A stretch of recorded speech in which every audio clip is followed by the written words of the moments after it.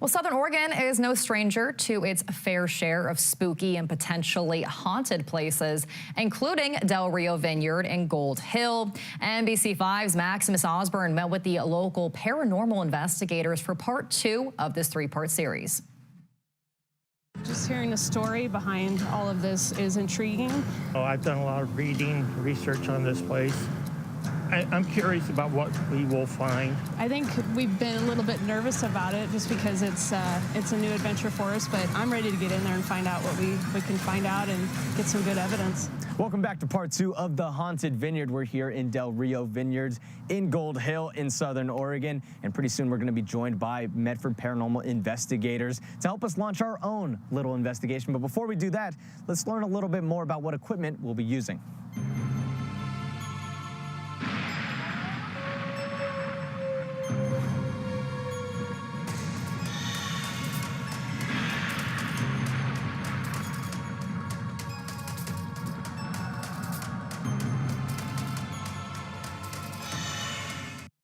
For myself, it was just having experience as a kid that I couldn't explain. I've always been interested in the paranormal, all aspects of it. Wendy Stuck and Brad Smith are the duo team of Medford paranormal investigators.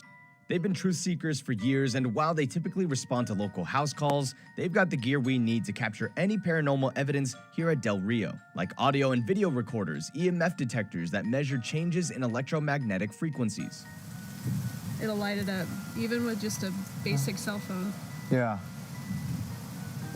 But nothing else, nothing. Yeah.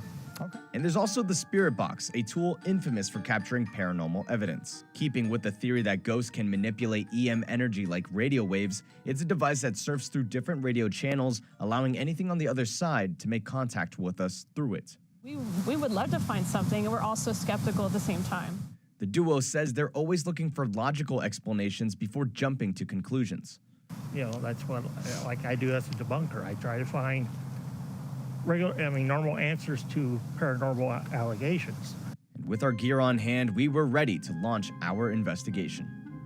First beginning with the cemetery, to the tasting room, and finally the house that Hattie Heyman, the alleged spirit that still roams the property, died in.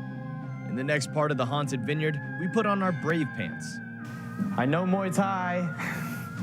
And try our hand at finding paranormal evidence. In Gold Hill, Maximus Osborne, NBC5 News.